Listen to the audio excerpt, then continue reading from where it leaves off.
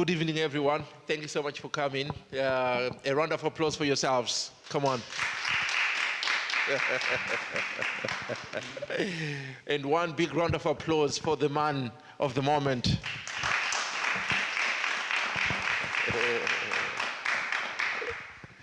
My name is Kudakwashe Gumbore Shumba Derera, representing Sticks and Stones, and it's an honor to be sat here with Councillor John Baptist Kabuye. We are celebrating 100 days in the office. Now, it's an honor to have this chat with John, and in a minute I'm going to let him introduce himself. But I just want to let all those who are watching right now that this is a moment in history in the Tees Valley, and we're gonna hear more why from John. So John, thank you so much for bringing us here. Can you introduce yourself to those who might not know you at this minute? Thank you, Mr. Kuda. Thank you for coming. It's great to see many of you in your capacity. My name is John Baptist Kabuye. I am the first black councillor in Teesside. Wow. We are going to come back to that thought, but please go ahead. It's great to feel that I've got a family here who supported me to become a councillor. It was a very, very, very long journey. If I may, this is my third time standing. I stood first in Marton East, and I didn't win. But I gained more votes for the party. But maybe before you jump into this journey here, I really want to understand who John is. Where are you from? And how did you become a politician? Was it something that you noticed growing up? Or how did you end up in the political circles? Originally, I'm from Uganda. And in Uganda, I used to be in the Young Democrats. So Young Democrats were the youth wing of Democratic Party that used to study in the universities, colleges, and the idea of the Democratic Party was to train younger people in politics, to train younger people in becoming leaders, and I was one of them. I loved it because I've always wanted to be political. In a way, my politics has always been to help the community. I've always felt very bad if things went wrong. And I used to ask myself, why did it go wrong? Why isn't the politician helping? Why is the community poor? Why can't the politician help the community to sustain itself? So, and those values of helping and advocating for the community drove me to become one of the younger Democrats in Uganda. When I left Uganda and came to Pastures New in England, I thought, well, how can I be, because I was a politician then, and it's something that came with me, and I wanted to continue to practice my hobby, if I may. All right, okay. Maybe before we jump into the UK, when you get to the UK, I still want to understand your thinking process as you're growing up. Who was your mentor? Who was your idol? Who did you look up to as a politician to feed or to inspire you to try to be someone different and to change the state of your community? Yeah, you'd be surprised that when I was growing up, in 1986, we had an intern war in Uganda. Then we had President Museveni coming to power. He was, then, without going into details where he is now, he gave me the zeal to become a leader.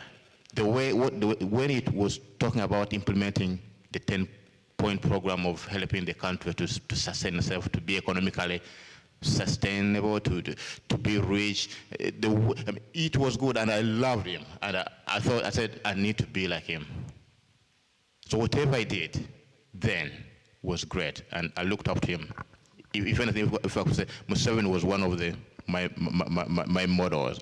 But also, because I was part of the Democratic Party, there used to be a man called, he's dead now, Dr. Paul Kawanga Semogerere. He was the president of the Democratic Party. Who was always, the way when you ask him a question, he could think, the way he answered questions with being thoughtful and calm. You couldn't get annoyed, however much you tried to annoy him. So I looked up to him as well and I said, oh yeah, I need to be like this man.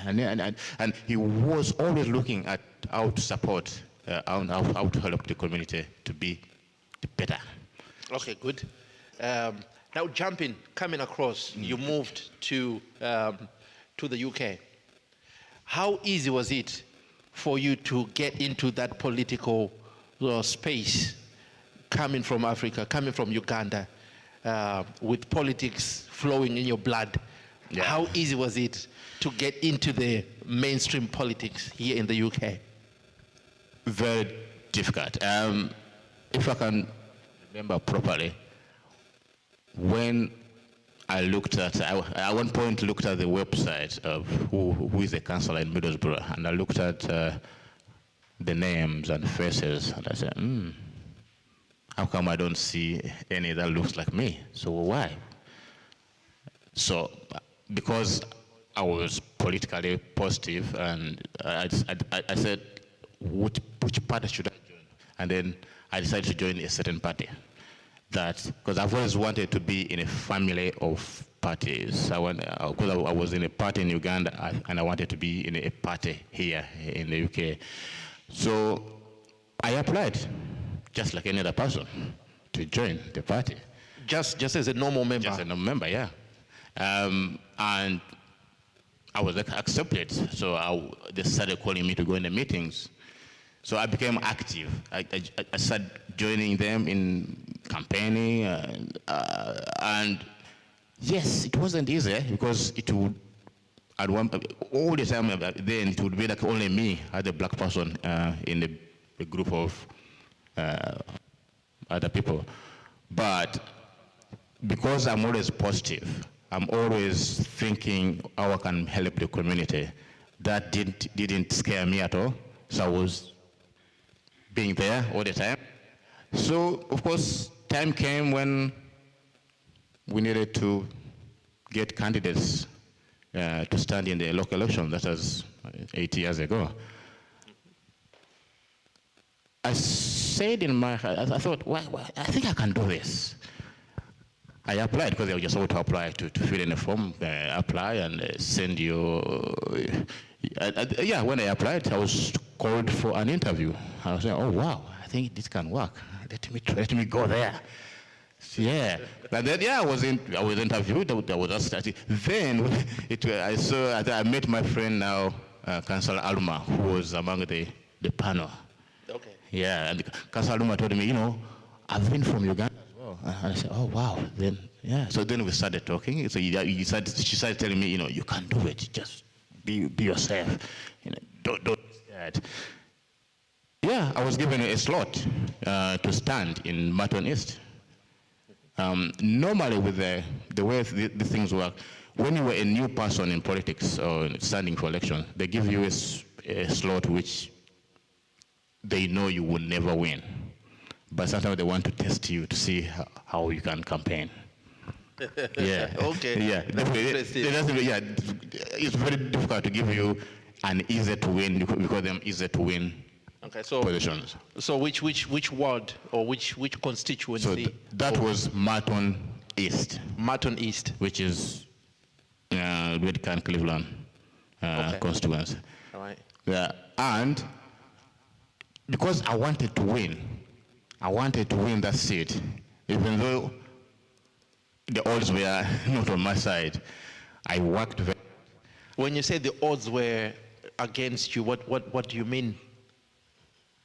First of all, it is a difficult ward to win for my party, because normally they've been electing independents all the way. Okay. But another odd to win was that the black person to stand in predominantly white person's ward. Okay. I wasn't sure about that, but I tried my best. And I walked all the ward, to be honest. I walked everywhere, and I put my leaflet in each and every house. And at one point, I got a phone call from Mafia Story. He told me, John, I've had somebody called me that they were just seeing your leaflet, and they are surprised that a leaflet of yours can be in the house. And I said, wow, okay, that's good.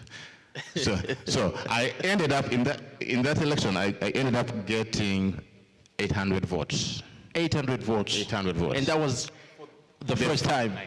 Wow. So, and then my people in the party started looking at me saying, oh, I think you guys, you can win. But I think it's because I was confident that I want to win, even though it would have been difficult to win. But I was bang on the thing. I need to reach each and every house. And I think I told my friends that each and every house should have my photo in there. Now, so you got 800 votes. That was a very good number for someone who was campaigning for the first time on the scene. So even though you lost, what was the biggest win for you to me, the biggest campaign? Yeah, because the biggest win, of course, when I looked at the numbers, I became confident that I think I can win. And I was told that next time, we shall see if we can get you to somewhere to be easier to win. Okay, so what would you have done different on your first campaign, looking back? I think we knew it was difficult to win that ward. But I was only given one leaflet, and maybe I would have asked to get another leaflet. Normally when you have the first leaflet to introduce you, you have a second one. And maybe as well, I should have had more people campaigning with me. It becomes easier when you've got people. It was only me, and actually I remember it was me and my children. I used to put them in the car, and we walk around, me and Owen and Joshua. So, okay. But I should have had many people. I think it would have been easier. Maybe while we're there, can I just ask something here? I know your family supports you, but did they subscribe for this? Were they part of the journey from the start, or they just had to support you?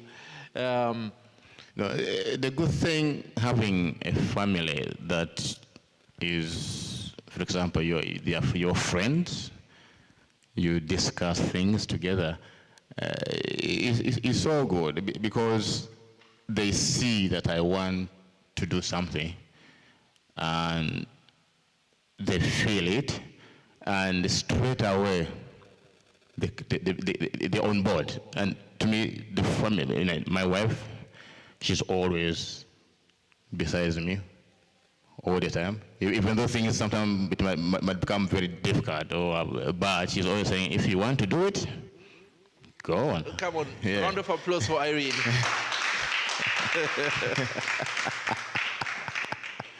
We'll come back to that. Yeah. Now, you lost your first campaign. Yeah. What made you to want to come again and campaign for the second time?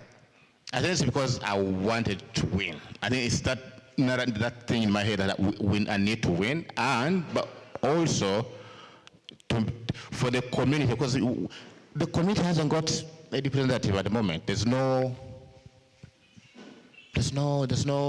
black councillor at all in Middlesbrough. And yes, you can ask for things, you can advocate for things, but sometimes you need somebody to be there to act as a go-between. And to me, that kept ringing in my head that I need at least to be there to help the community. Okay, can I just ask there? And please, if you have questions, just raise your hand, and you can also be part of this conversation. Now, you said you were the only black person campaigning.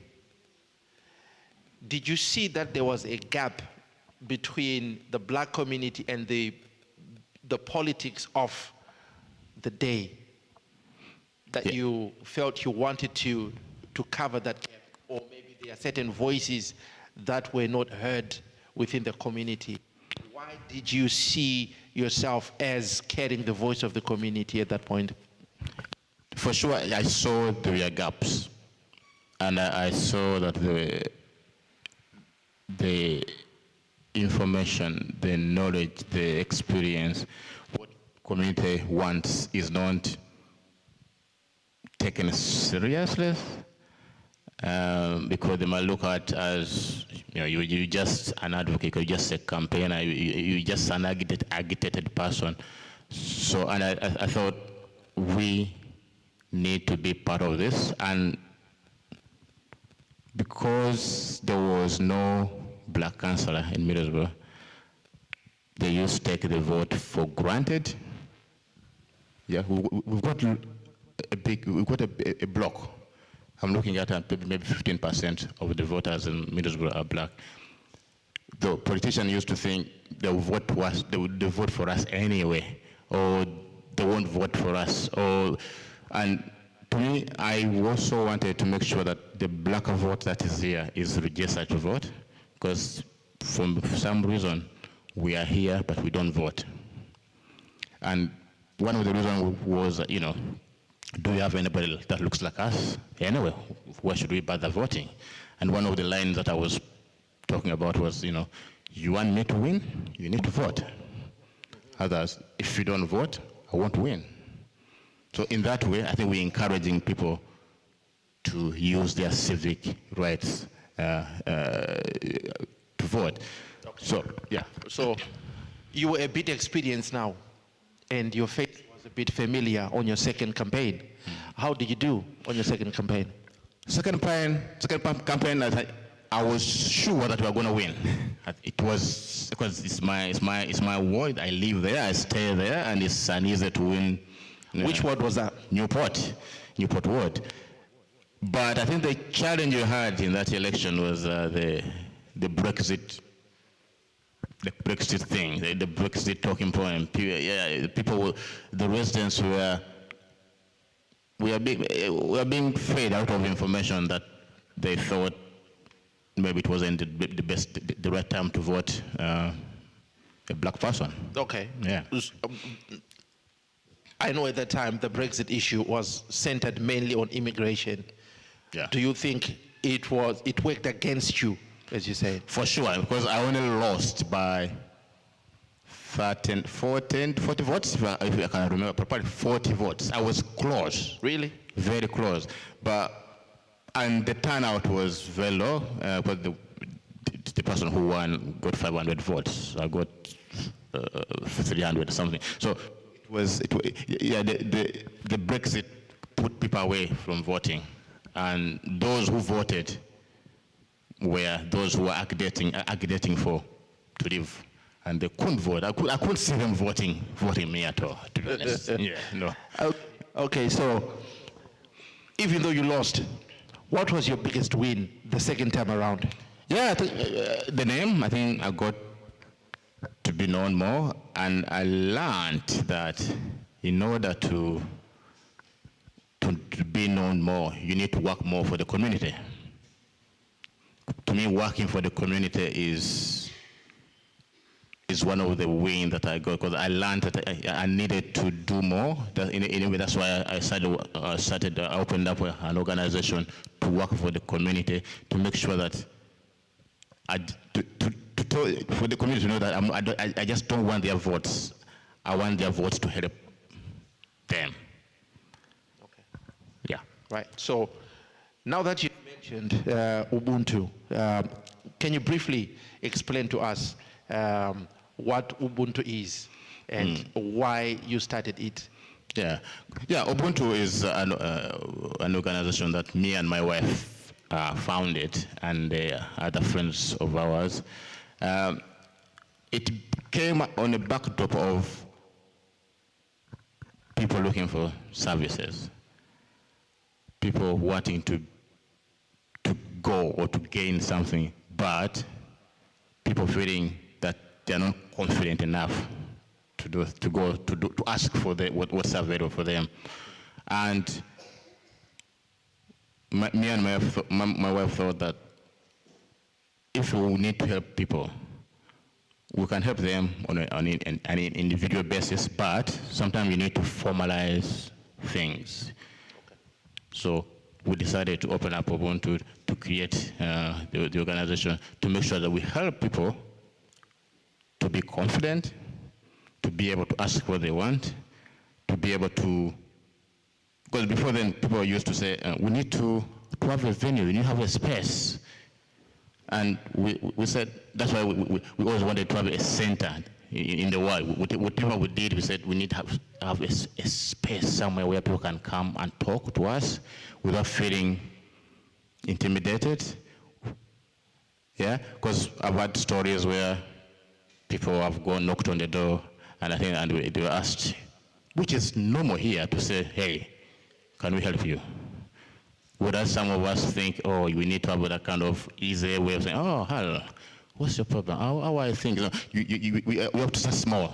But that's our culture, that we need to put people at ease in order to get help.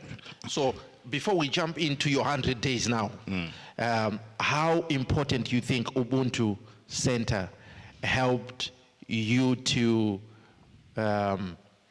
campaign, in your campaign? Ubuntu is an organization that should not be political, if anything.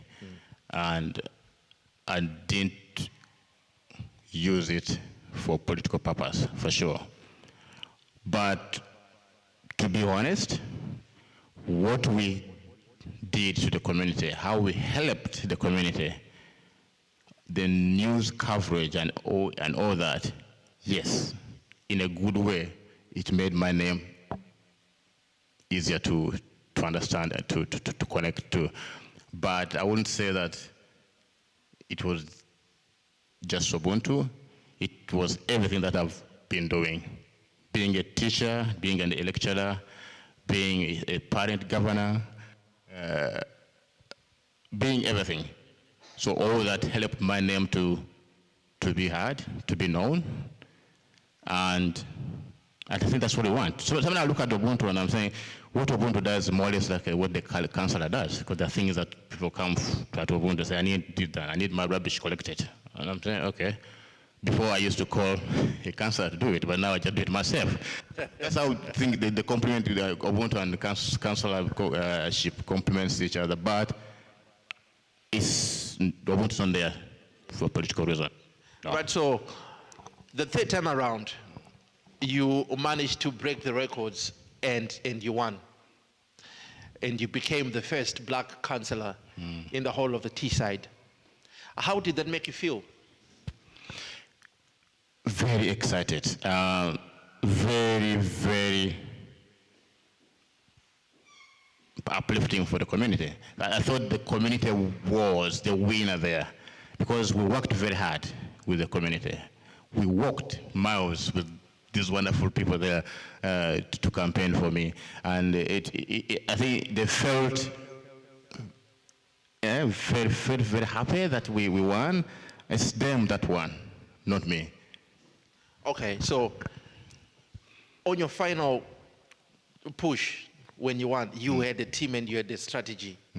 How different was it from the first time that you started this journey when you win?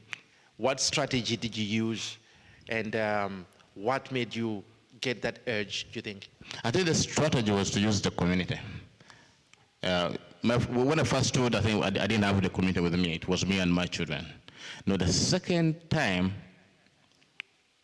I kind of followed the party line of how to do things. But this time around, we had to do things differently. And I think I remember going to Benny and we say we need to enlighten, we need to make people aware of how to vote. As I realized that we have a vote that is not educated on how to do things. So my strategy was to make sure that they get to know their rights. And we walked miles and miles. We organized a lot of many workshops and venues for people to vote. And that vote, I must even say that we wouldn't even have the mayor we have now if we didn't work hard. Because it's only 700 votes, about 800 votes between the two. And I'm looking at that 800 vote. I think we added almost 2,000 votes on that. Yeah. So he's there because of our vote. The strategy was different this time around. Okay, so when someone is campaigning to be in office, there are some things that you promise people, okay? I'm not going to ask you about what your party was promising people. I want to understand more what you were promising people in your ward before you win. So what were the points or your manifesto? What were you promising the people before they voted for you? Yeah, in my ward, I think what is needed here is visibility. Councillors that are available. Okay, so visibility number one. Yeah, and of course we've got issues with the cleanliness, tightness, because we've got issues with alleys that are being littered and all that. So they needed a councillor who will be on top of that, making sure you see it, report it. Okay. Of course, that one's so difficult because at the moment I'm working on a campaign on how people should start looking after themselves instead of us cleaning up. People should be cleaning up. Anyway, that's another strategy. So another one was to bring in the pest control in-house, because before then the previous administration took it away, and it became very difficult we've got issues with rats, vermin, and all that. We need people, we need workers, we need the system to be in-house to make sure we respond quickly. Okay. To that. So quick response. Quick response. And also making sure that the youth, because I look at our younger people, they need venues, they need places where they can go and learn. At the moment we don't have any, and if we've got links, that's doing wonders, but I think we need more. We need more youth venues, youth workers, youth everything, to make sure that our youth are kept engaged off the street. Indeed. Yeah. Indeed. Yeah. And that was for the ward. But for me, I had my own manifesto in my head. Okay. That I wanted to, first of all was to be a voice. I wanted the community to have a voice, to have someone that looks like them, someone that can influence. So someone that just even being on the table, people, the other councillors can say, okay, maybe we need to do this, instead of just making decision without thinking that the community is there. Okay. So I wanted that voice, I wanted that narrative to be in their head that he's there, he's a black councillor, so whatever we're going to say, we need to be mindful and then ask my contribution or offer my contribution. So, yeah. So now, you've been in office just over 100 days. What has been your biggest challenge for these 100 days? Sometimes we think that when you ask, for example, I want my bin collected, you think that it's going to be done within an hour or two. The challenge I'm getting that, and I need to tell people that there are processes, there are things you need to go through before things are done. So that, I've had issues with that in my head, but I'm getting to terms with it that you can't just say, this is what's done, this is what I want to be done, and it's done straight away. We've got the councillors here who can ask things to be done. Then we've got the civil staff that are the engine of what we need to be done. And then we've got the monitoring team that will look at how things are done. So you need to make sure you have your friends, or not necessarily having friends, but you need to be at good relationship with the civil staff. Okay. So that things move forward as you might be expecting. Okay, so this applies to all the councillors, isn't it? Because you're working within the same structure and system. Yeah.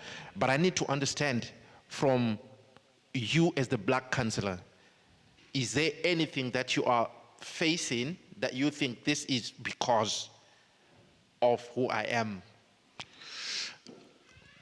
I've not met anything like that, I have to be honest. Nothing yet. And I'm saying nothing yet.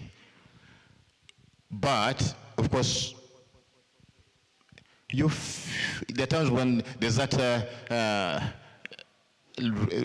always there's that unspoken, that's something that is you can't put your hand to.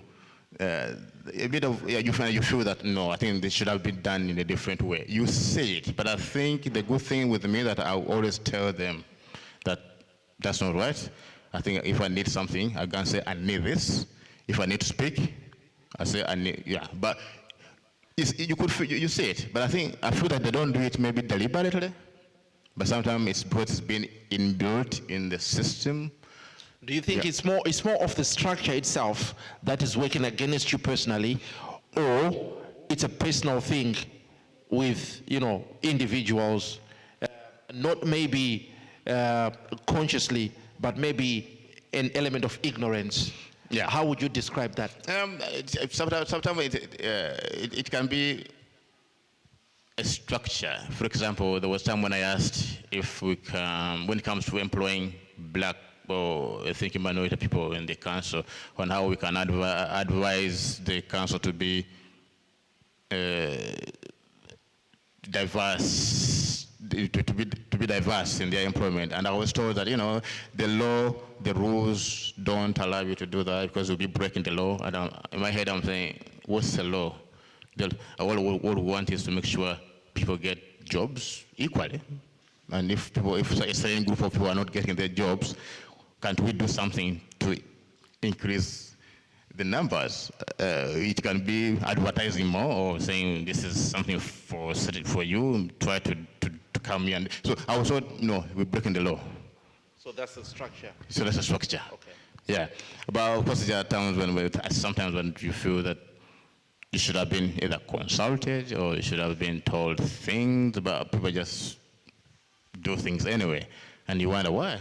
Why didn't I know things? So yeah, but sometimes they do. They don't see you there sometimes, even though you were there. Okay. Yeah. So, but again, it's us to say, I'm here. I'm here. Speak up. So it's what I normally do. I'm here, and I speak up. All right, good. So, or maybe lastly, before we move on into opening it up for our audience here, to also ask you, looking back at these 100 days, what is your proudest achievement so far in office? I think the fact that we've got a black councillor and the community is talking about it, even though the national media is not They don't care, which is fine. But I think the community knows that I'm there, and they are happy that I'm there, and they are doing what we're doing here because of that achievement. To me, I feel very, very excited about that. And I hope this won't stop here. We need more. I don't need to be only one, because there are times when I feel like, oh, it's only me. It's only me, and I deflate a bit, because I should talk to someone around me saying, what's the strategy now? What can we do? But it was only me, so sometimes I wonder who to talk to. I'm not sure. But yes, that has been the cornerstone of my achievement, that the community is feeling happy. And the information I'm learning at the moment, there's a lot we learn through the committees that I feel that will help the community, because I'm gathering an encyclopedia of info that will help us to be successful.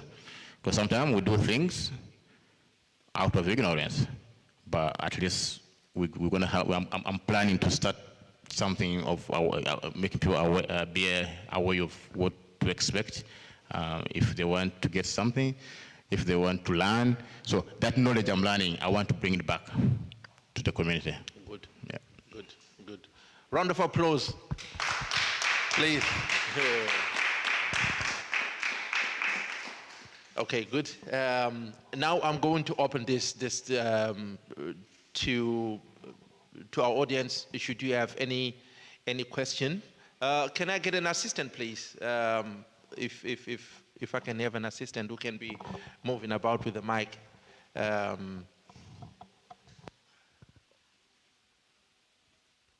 All right, round of applause for our assistant here. All right, okay. So, no, it's all right. So should you have any questions, just show by the raising of your hand quickly so that we move to the next segment. But this one here, the focus is on our councillor here, his 100 days. If you have any question at all, please address it to him. Thank you so much, our assistant.